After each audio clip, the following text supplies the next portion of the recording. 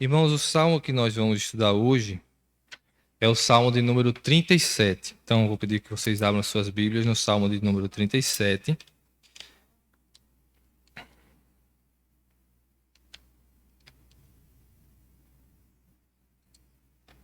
E a gente vai fazer a exposição desse texto nessa noite, se assim se o Senhor nos permitir, né?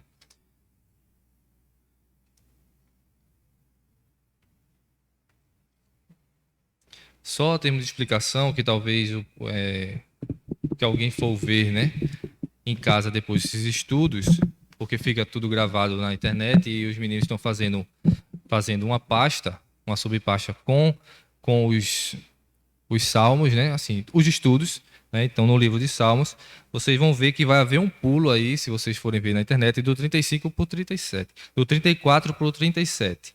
É porque justamente foram os cultos que nós fizemos lá atrás, porque a igreja está em reforma, né?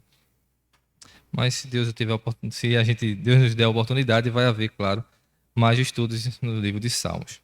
Então, Salmo de número 37. Vamos abrir as nossas Bíblias e acompanhe a leitura aí. Salmo de Davi. Não te indignes por causa dos malfeitores, nem tenhas inveja dos que praticam a iniquidade. Pois eles, dentro em breve, definharão como a relva, e murcharão como a erva verde. Confia no Senhor e faze o bem. Habita na terra e alimenta-te da verdade. Agrada-te do Senhor, e Ele satisfará os desejos do teu coração. Entrega o teu caminho ao Senhor, confia nele, e o mais Ele fará. Fará sobressair a tua justiça como a luz, e o teu direito como o sol ao meio-dia. Descansa no Senhor e espera nele. Não te irrites por causa do homem que prospera em seu caminho, por causa do que leva a cabo os seus maus desígnios. Deixa a ira, abandona o furor. Não te impacientes, certamente isso acabará mal. Porque os malfeitores serão exterminados, mas os que esperam no Senhor possuirão a terra. Mais um pouco de tempo e já não existirá o ímpio. Procurarás o seu lugar e não o acharás. Mas os mansos herdarão a terra e se deleitarão na abundância de paz. Trama o ímpio contra o justo e contra ele ringe os dentes. Riciar dele o Senhor, pois vê, está se aproximando o seu dia. Os ímpios arrancam da espada e distendem o arco para abater o pobre e necessitado, para matar os que trilham o reto caminho. A sua espada, porém, lhes transpassará o próprio coração, e os seus arcos serão despedaçados. Mais vale o pouco do justo que a abundância de muitos ímpios. Pois o braço dos ímpios serão quebrados, mas os justos o Senhor os sustém. O Senhor conhece os dias dos íntegros. A herança deles permanecerá para sempre. Não serão envergonhados nos dias do mal, e nos dias da fome se fartarão. Os ímpios, no entanto, perecerão, e os inimigos do Senhor serão como o viço das pastagens, serão aniquilados e se desfarão em fumaça. O ímpio pede emprestado e não paga. O justo, porém, se arrepende, se compadece e dá. Aqueles a quem o Senhor abençoa possuirão a terra e serão exterminados aqueles a quem amaldiçoa. O Senhor firma os passos do homem bom, e no seu caminho se compraz. Se cair, não ficará prostrado, porque o Senhor o segura pela mão. Fui moço e já agora sou velho, porém jamais vi o justo desamparado, nem a sua descendência a mendigar o pão. É sempre compassivo e empresta, e a sua descendência será uma bênção. Aparta-te do mal e faze o bem, e será perpétua a tua morada. Pois o Senhor ama a justiça e não desampara os seus santos. Serão preservados para sempre, mas a descendência dos ímpios será exterminada. Os justos herdarão a terra e nela habitarão para sempre. A boca do justo profere a sabedoria, e a sua língua fala o que é justo. No coração tem ele a lei do seu Deus, os seus passos não vacilarão. O perverso espreita ao justo e procura tirar-lhe a vida, mas o Senhor não o deixará nas suas mãos, nem o condenará quando for julgado. Espera no Senhor, segue o seu caminho, e ele te exaltará para possuires a terra. Presenciarás isso quando os ímpios forem exterminados. Vi o ímpio prepotente a expandir-se qual cedro do Líbano. Passei, e eis que desaparecera. Procurei-o, e já não foi encontrado. Observa o homem íntegro e atenta no que é reto, porquanto o homem de paz terá prosperidade. Quanto aos transgressores, serão a uma destruídos, a descendência dos ímpios será exterminada. Vem do Senhor a salvação dos justos. Vem do Senhor a salvação dos justos. Ele é a sua fortaleza no dia da tribulação. O Senhor os ajuda e os livra. Livra-os dos ímpios e os salva, porque nele buscam refúgio. Vamos orar? Pai bondoso, Senhor amado, nós te agradecemos o dia de hoje, o dia de podermos nos reunir aqui, até aqui tu nos tem ajudado e tu nos trouxesse aqui para ouvir a tua palavra. Sabemos que estás entre nós, que tu te agradas do teu povo reunido e de um coração sincero que está prostrado diante de ti em adoração. E nesse momento estamos assim, Senhor. Contempla então o nosso louvor a ti, o nosso coração prostrado diante da tua soberania, de tua graça e de teu amor. E nos dá, Senhor, compreender a tua palavra. Usa-me, Senhor, conforme a tua vontade, e fala ao coração do teu povo. Em nome de Jesus, amém.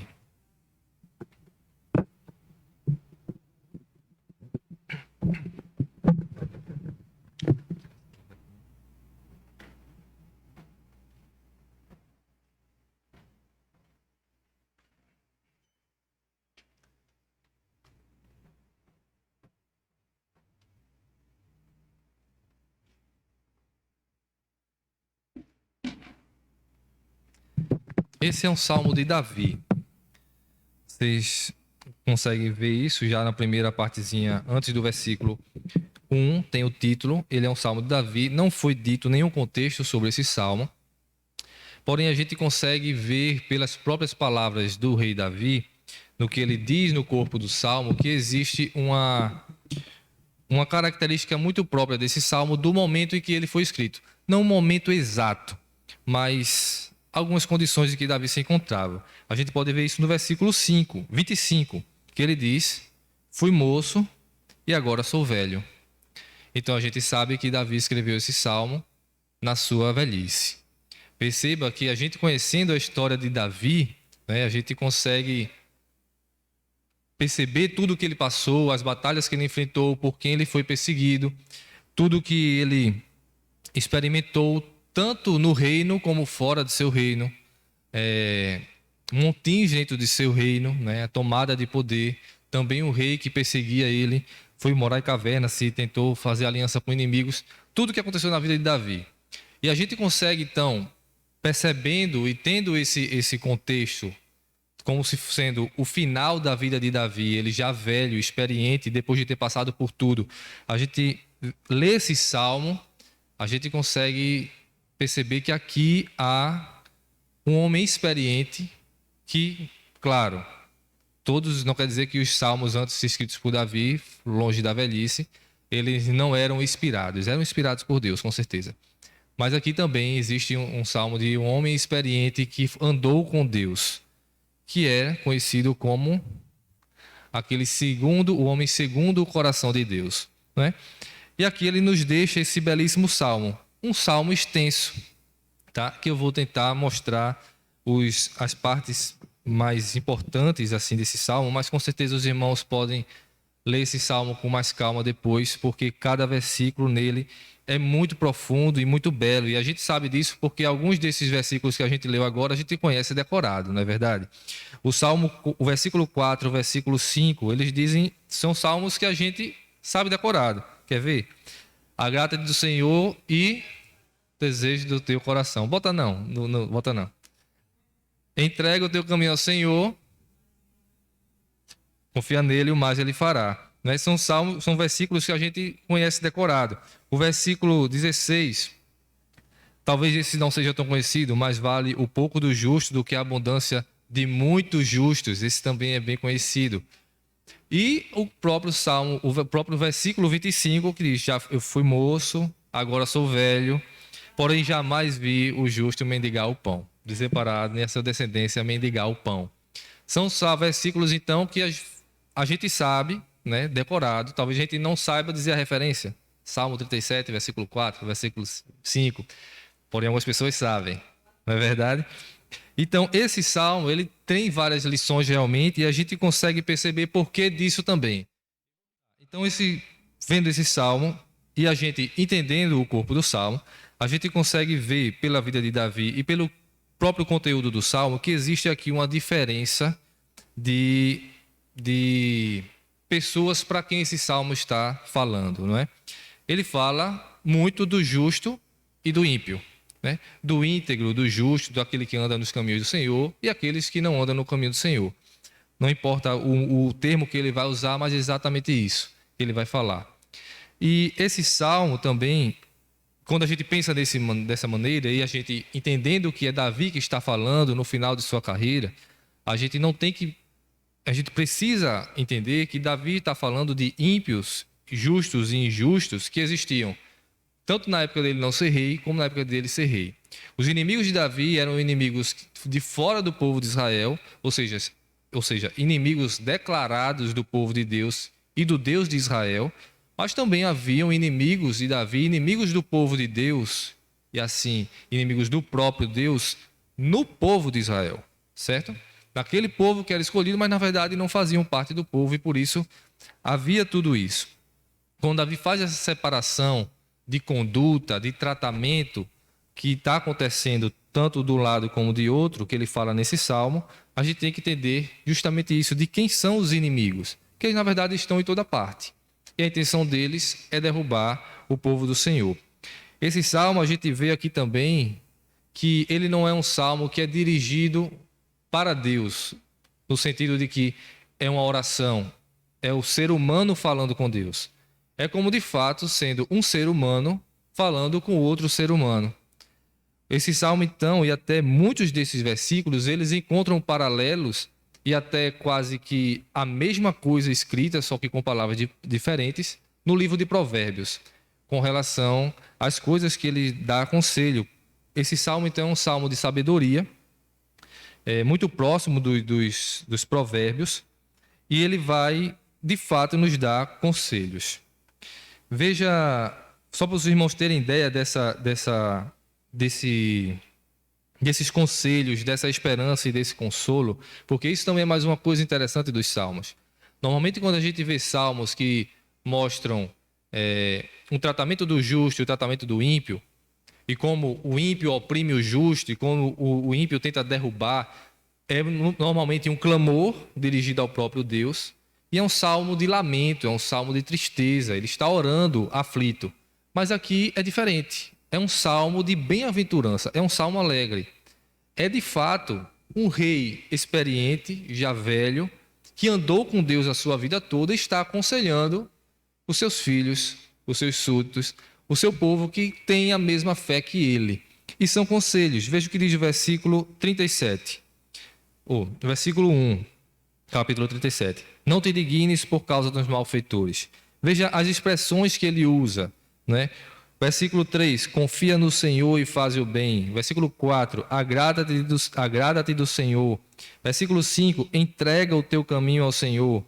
Versículo 7, descansa no Senhor e espera nele. Versículo 8, deixa a ira e abandona o furor. Para quem ele está falando? Está falando para mim, está falando para você. São conselhos que ele está dando. Faça isso, faça isso. As coisas vão ser melhores, tá? Então, são conselhos realmente do próprio Davi para você.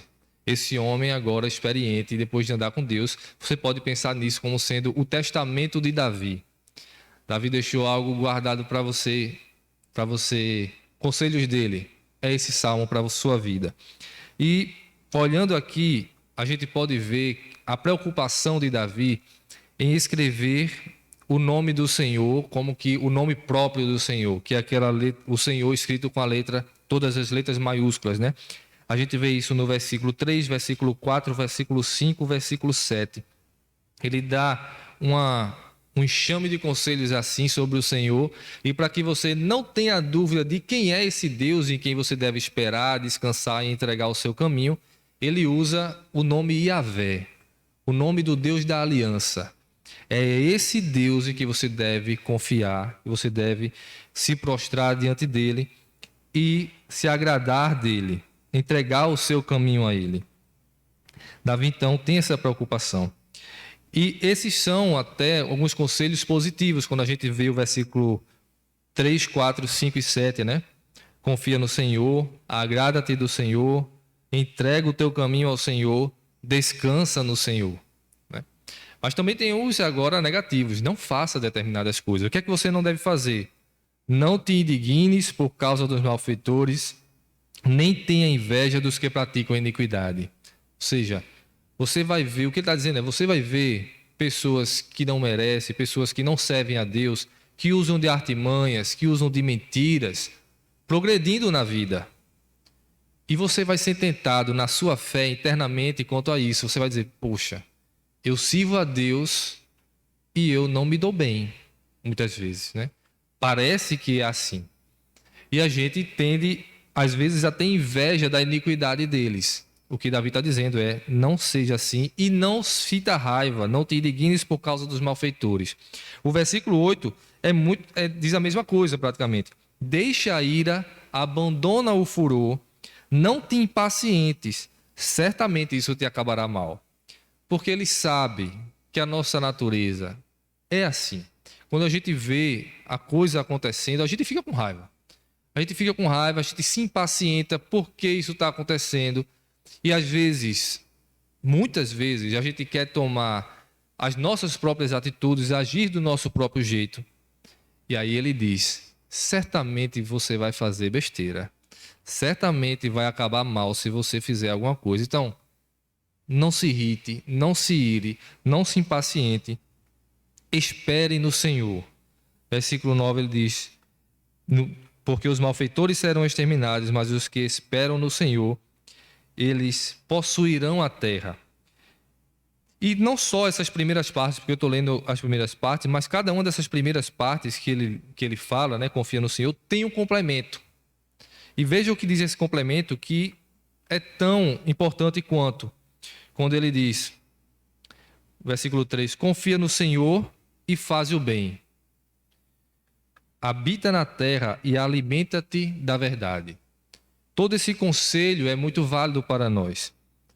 Confiar no Senhor a gente consegue entender. Fazer o bem a gente também consegue entender. Ou seja, não importa o que aconteça, ele já começou dizendo, né? Não te indignes por causa dos malfeitores, nem tenham inveja deles, da iniquidade deles. Mas ele vai dizer, faze o bem, continue a fazer o que Deus mandou você fazer. Continue a obedecer. É assim que o Senhor quer que você faça. Então, continue a fazer. Habite na terra em que Deus lhe colocou, onde você está, continue fazendo o que você está, fazendo o bem e alimenta-te da verdade. Essa parte aqui do alimenta-te da verdade, é importante a gente dar uma paradinha sobre isso, porque existem algumas minúcias quanto à tradução desse termo, tá? Alimenta-te da verdade. A palavra usada para alimenta-te, para esse verbo alimentar, ela pode ser de fato alimentar no sentido de comer, pode ser também no sentido de apacentar, pode ser no sentido de fazer amizade ou de esforçar-se por. E quando ele conclui, né, alimenta-te da verdade, essa verdade também é uma palavra que ela pode ser traduzida de outras maneiras. Pode ser verdade, pode ser segurança, pode ser fidelidade, pode ser fé. Então, o que é que eu estou querendo mostrar com isso? Que isso amplia, tá, os nossos conceitos. Pode ser realmente que... Pode ser não, é assim, tá? Porque as palavras elas são pensadas realmente para que elas tenham toda essa significação. E aí, tanto quando você pode pensar que ele está dizendo alimenta-te da verdade, a gente sabe que o próprio Senhor Jesus disse que a palavra de Deus é a verdade, você pode dizer, ele está se alimentando da palavra do Senhor. A palavra do Senhor é o pão, né? Mas também ele pode estar se referindo a apacentar-se, você se apacentar dessa mesma palavra, você fazer amizade com essa palavra, você se esforçar por seguir essa verdade. É um esforço de fato, né? Quando a gente vê a iniquidade e as coisas acontecendo, a gente tem que manter o pé firme e alicerçar os nossos pés nos caminhos do Senhor. Verdade pode ser traduzido também por fé. Então, fazer amizade com a fé, apacentar diante da fé, se esforçar para ficar firme nessa fé, em ter segurança, em continuar fiel à fidelidade. Então, veja como, no único versículo que a gente conhece muito bem, a gente consegue encontrar coisas muito grandes a respeito do que o Senhor quer nos falar. Esses conselhos que com certeza guiam a nossa vida. Confia no Senhor, faz o bem, habita na terra e alimenta-te da verdade. Siga os passos que o Senhor lhe mandou seguir. Esforce-se por isso, faça amizade, tenha intimidade com esse Deus, que Ele é a verdade. Ele continua no versículo 4 dizendo: agrada-te do Senhor, e tem um complemento, e Ele satisfará os desejos do teu coração. Você estava incomodado agora, não é? Agrade-se dele, busque a Ele, obedeça os seus mandamentos. O Senhor vai dizer que aquele que o ama obedece aos seus mandamentos. E isso vai trazer um desfecho. E Ele vai satisfazer os desejos do seu coração. Entrega o teu caminho ao Senhor, confia nele e o mais Ele fará. Fará sobressair o teu sol, fará sobressair a tua justiça como a luz e o teu direito como o sol ao meio-dia. Descansa no Senhor, ele completa, e espera nele. Não te irrites por causa do homem que prospera em seu caminho, por causa do que leva a cabo os seus maus desígnios. Essa palavra descansa também tem esse sentido mais amplo também, tá? Porque não é só descansar no sentido de dormir, relaxar, mas é no sentido também de ficar em silêncio. Ou seja, é você passar por toda essa situação e ficar calado. Não é fácil, não. Não é fácil, não. Quando você está passando por tribulações, você vê a injustiça acontecer, você se ira, como ele já falou, você se impacienta e você quer reclamar, você quer falar, você quer esbravejar, né? O Senhor está dizendo através de sua palavra fique calado, guarde para si, espere Deus agir. Confie em Deus, não haja, não faça, porque certamente isso vai fazer mal, você vai fazer besteira, você vai fazer coisa errada. Então, entregue ao Senhor, ore, entregue a Ele, coloque nos pés dele e espere Ele agir. Esse salmo vai falar disso o tempo inteiro, meus irmãos. Sobre essa atitude humana natural nossa de ímpeto, querer agir, e claro, isso provocar alguma coisa que vai ser ruim para nós mesmos. E o que esse salmo nos aconselha a fazer o tempo todo é entregar, confiar, esperar e descansar. Descansar nesse sentido realmente de esperar Deus agir. E com certeza isso não é fácil. Não é fácil, mas justamente por isso não ser fácil, existem esses conselhos para a nossa alma. É como que nesse texto, toda essa parte, é como que ele estivesse dizendo: faça o bem, não haja, não fale da sua maneira, olhe para Deus o tempo inteiro, espere nele, gaste a sua energia, não os seus próprios esforços para tentar se livrar de alguma coisa, mas em se achegar cada vez mais a Ele, obedecendo, seguindo o caminho que Ele escolheu para que você trilhasse, no lugar onde você trilhasse, fazendo o bem. Essa primeira parte desse salmo aqui, então, do versículo 1 ao versículo 11, é realmente só de conselhos a nós, para que a gente tire os olhos do mundo terreno e das coisas que nos cercam e olhemos para o mundo sobrenatural da eternidade através do que nossos olhos podem ver, que é justamente o esperar no Senhor. Do versículo 12 ao versículo 15, existe um contraste aqui entre o pensamento, as ações e os sentimentos do ímpio e com o próprio Deus. Veja o que diz o versículo 12. Trama o ímpio contra o justo, e contra ele rige os dentes. O versículo 14 vai dizer algo semelhante com relação aos ímpios também. Os ímpios arrancam da espada e despendem o arco para abater o pobre e o necessitado, para matar os que trilham o reto caminho. Veja então, o ímpio, se ele trama, ele pensa, ele maquina o mal. Se ele range os dentes, ele fala aqui do sentimento dos ímpios. Eles estão irados, eles querem fazer o mal. Não só eles tramam, mas eles sentem isso. No versículo 14, ele fala de atitudes que eles vão fazer para justamente matar esse justo. Eles arrancam da espada e despendem o arco para abater o pobre necessitado. Veja como é completo. As ações, os pensamentos e os sentimentos desses ímpios para fazer o mal ao justo. E aí o contraste que a gente esperaria é o justo vai fazer alguma coisa, correto? Se o ímpio está em toda a sua integridade estrutural de ser humano, agindo contra o justo, você pensaria no embate de justo contra ímpio. Então, o justo agora seria demonstrado na palavra de Deus para combater esse ímpio, né? Totalmente diferente. Não é o justo que vai aparecer em contraponto, mas é o próprio Deus. No versículo 12 ele falou sobre a trama e o ranger de dentes, parte do ímpio. Mas no versículo 13 ele diz: ri-se-á dele o Senhor, pois vê estar se aproximando o seu dia. O justo não faz nada. O justo não é citado. Quem é citado é o próprio Deus. Ele está vendo e ele é quem ri. Mostra o sentimento agora do próprio Deus. Como que isso não é nada. Vai chegar o dia. O Senhor então está esperando. No versículo 14, que mostra o ímpio pegando uma espada, pegando o arco para desferir contra o justo, nós vemos então que, no versículo 15, a sua espada, porém, lhe transpassará o próprio coração e os seus arcos serão espedaçados. O justo novamente não entra em cena. O justo novamente não precisa fazer absolutamente nada.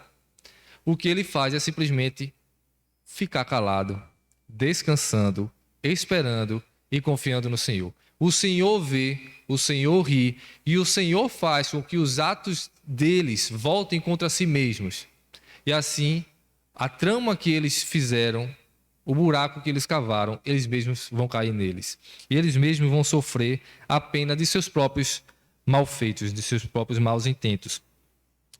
No versículo 16 e 20, do 16 ao 26, ele vai continuar nesse contraste, mas agora mostrando a diferença do justo e do ímpio, no seu proceder e nas várias partes do viver humano.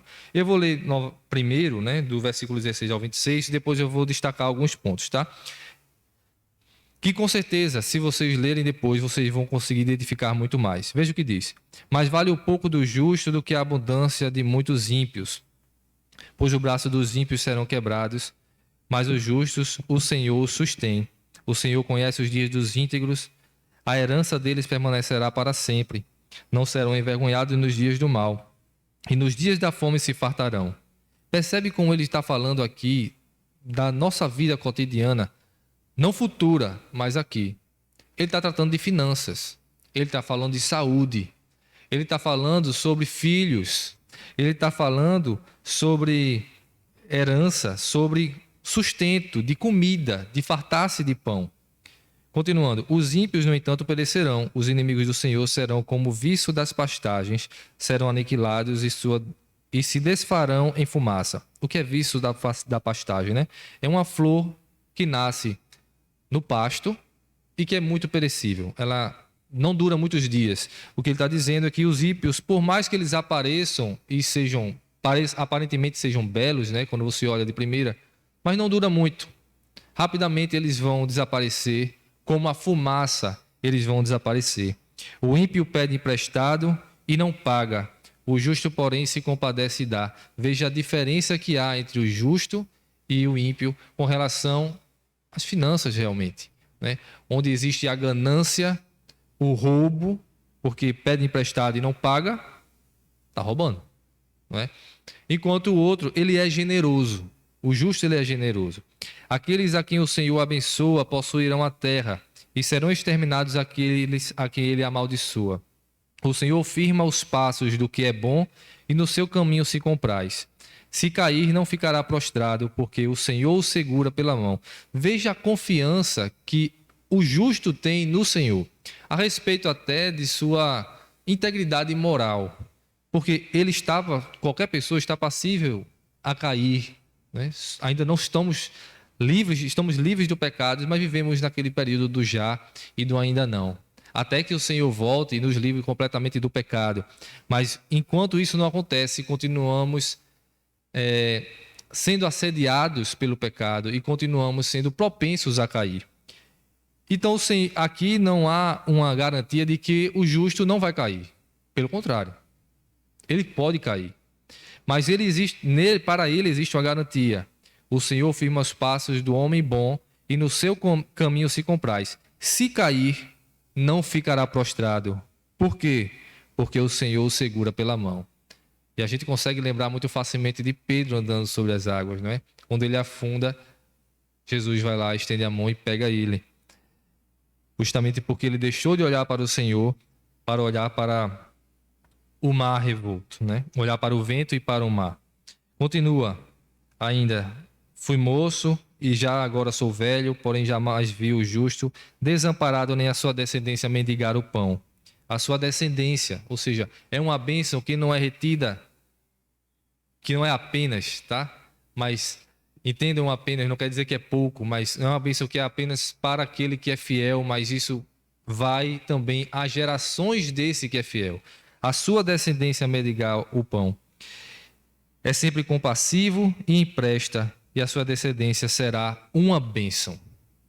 Uma bênção. Essas são as diferenças em relação ao que acontece na vida do justo e na vida do que não é justo, daquele que é íntegro e aquele que não é. E não pense justo e íntegro em termos simplesmente de qualidades humanas. Pelo contrário, a gente está falando de pessoas que servem a Deus e andam nos caminhos do Senhor e obedecem à lei do Senhor. Aqueles que amam o Senhor, só aqueles que amam o Senhor conseguem agradar-se dele, confiar nele, entregar o seu caminho a ele, descansar nele e desfiar-se do mal. Então aqui a gente vê saúde, trabalho, integridade moral, a família, a subsistência e tantos outros aspectos da vida humana sendo o tempo todo cuidadas por Deus. Todos esses aspectos, independente do que acontece fora disso, daqueles que não servem ao Senhor, independente disso, o Senhor vai cuidar dos seus. E no tempo certo, no dia certo, Ele punirá aqueles.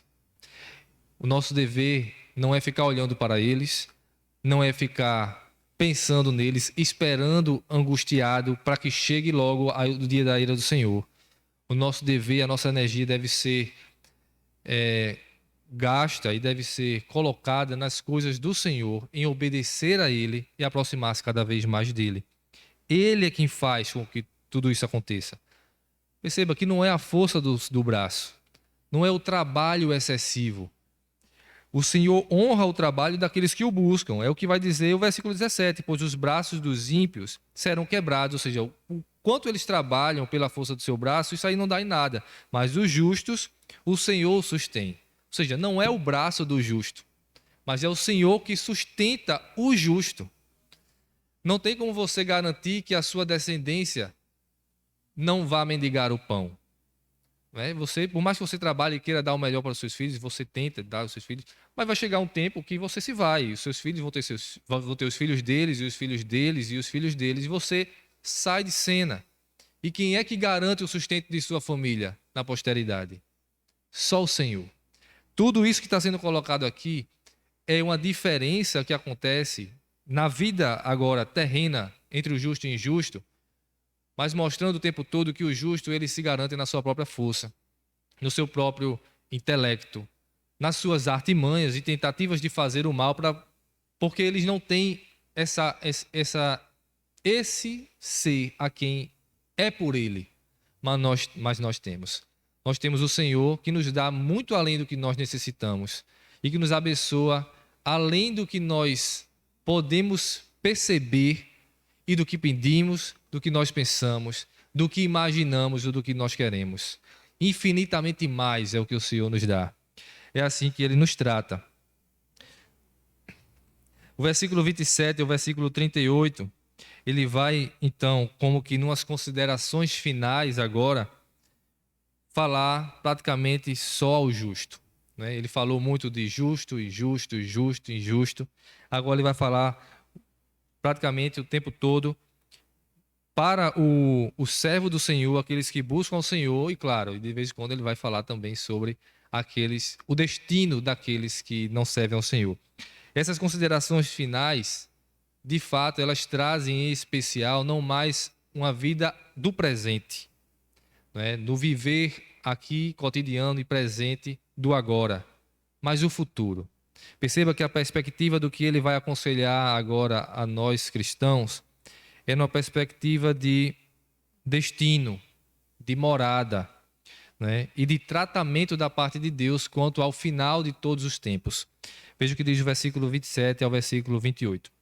Rapidinho. E atentem até, tá? Para as palavras que vão ser ditas, que remetem ao futuro, ao eterno, ao sempre, à posteridade, porque quando se fala de descendência e posteridade, está falando realmente da continuidade, não é? Veja o quanto fala disso dos versículos 27 aos versículos 38. Aparta-te do mal e faze o bem. Voltou, ou seja, voltou os conselhos, percebe?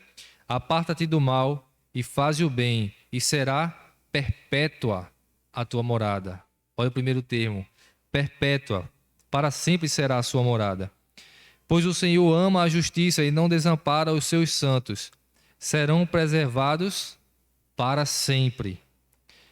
Mas a descendência dos ímpios será exterminada.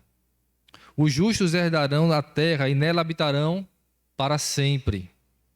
A boca do justo profere a sabedoria, e a sua língua fala o que é justo. No coração ele tem a lei do seu Deus, e os seus passos não vacilarão. O perverso espreita o justo e procura tirar-lhe a vida. Mas o Senhor não o deixará nas suas mãos, nem o condenará quando ele for julgado.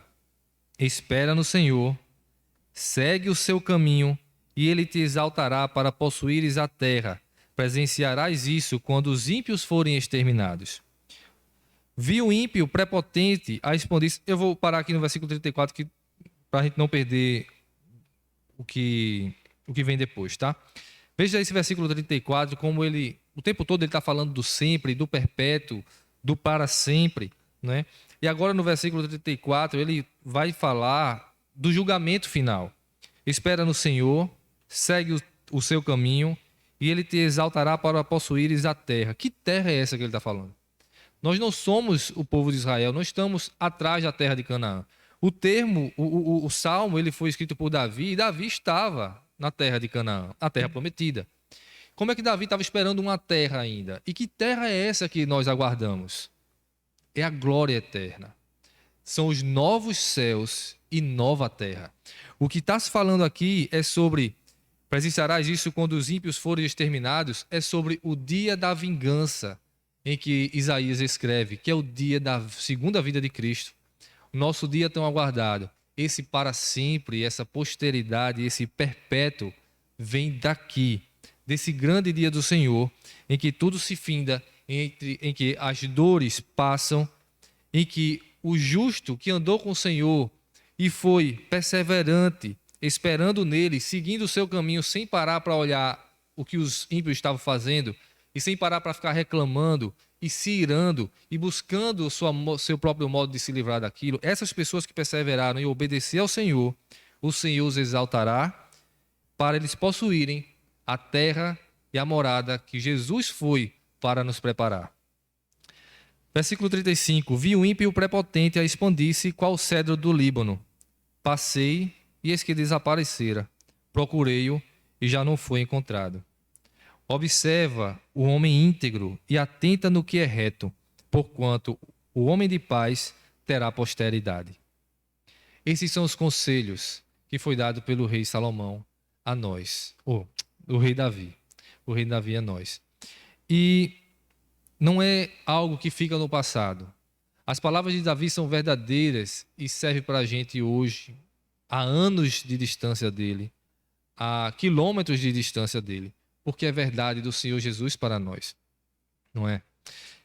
Ele nos aconselha e é muito próximo do que nós vivenciamos diariamente, do que nós vemos no nosso mundo, no nosso país, no nosso contexto, na nossa política, no nosso cenário, no nosso bairro, com as pessoas com quem andamos. Tudo isso nós conseguimos ver. Esses conselhos, então, eles vêm para nos nortear de como deve ser a nossa atitude, como deve ser o nosso proceder. E o Salmo não termina aqui. Ele termina no versículo 39 e 40, dizendo: Vem do Senhor a salvação dos justos. Ele é a sua fortaleza no dia da tribulação. O Senhor os ajuda e os livra. Livra-os dos ímpios e os salva, porque nele buscam refúgio. Vem do Senhor a salvação dos justos. Quem é o nosso Salvador? É Jesus Cristo. Aquele que aqui Davi ainda não tinha visto, mas esperava, ele virá. Ele veio. O Senhor já veio e ele é a nossa salvação. Cristo Jesus, o nosso Senhor. Ele é a nossa fortaleza no dia da tribulação. Ele é aquele que disse que jamais nos deixaria, nem nos abandonaria. Ele é o Deus conosco, que vive conosco, que olha os nossos caminhos, que carrega o nosso fardo e diz: não fique olhando para o mar e o vento, olhe para mim. É aquele que, quando nós tropeçamos, está lá, estende a mão e nos sustenta. É aquele que nos diz que não é pela força do nosso braço, não é pela nossa sabedoria, não é pelo nosso próprio meio, mas amando a Ele, confiando nele, entregando a Ele, obedecendo a sua palavra e vivendo como Ele diz que devemos viver. Ele é a verdade. Se nós vivemos assim, nós estamos no caminho certo, nós fazemos o certo e nós estamos seguindo esse conselho. Nós começamos o culto lendo Mateus 5. E o Mateus 5, nessa primeira parte, do versículo 1 ao versículo 12, são as palavras de Jesus no Sermão do Monte, mas ele expressa exatamente a mesma coisa que está escrito no Salmo 37. Até o versículo 5 de Mateus 5 e o versículo 11 de Salmo 37 é praticamente a mesma coisa. Veja, versículo 37, Salmo 37, 11. Mas os mansos herdarão a terra e se deleitarão na abundância de paz. Jesus diz em Mateus 5:5: Bem-aventurados os mansos, porque herdarão a terra. Jesus continua falando de uma terra, porque não é a terra daqui, é a terra que ele vai nos trazer na sua volta. Então, eu preciso concluir essa mensagem citando as palavras de Jesus, relembrando o que o Senhor nos disse a respeito dessa mesma atitude que nós devemos ter, que não é de passividade, não é de covardia, mas é de entregar ao Senhor, é ser ativo nisso, em confiar em Deus, em esperar nele. Isso não é ficar parado, isso não é deixar passar, mas é deixar que o Senhor tome as suas dores e faça por você, porque quem sustenta você é Ele e não você. Ele disse: Bem-aventurados os humildes de espírito, porque deles é o reino dos céus. Bem-aventurados os que choram, porque serão consolados. Bem-aventurados os mansos, porque herdarão a terra. Bem-aventurados os que têm fome e sede, não mais de pão e de água, mas fome e sede de justiça, porque serão fartos, vai ter de sobra.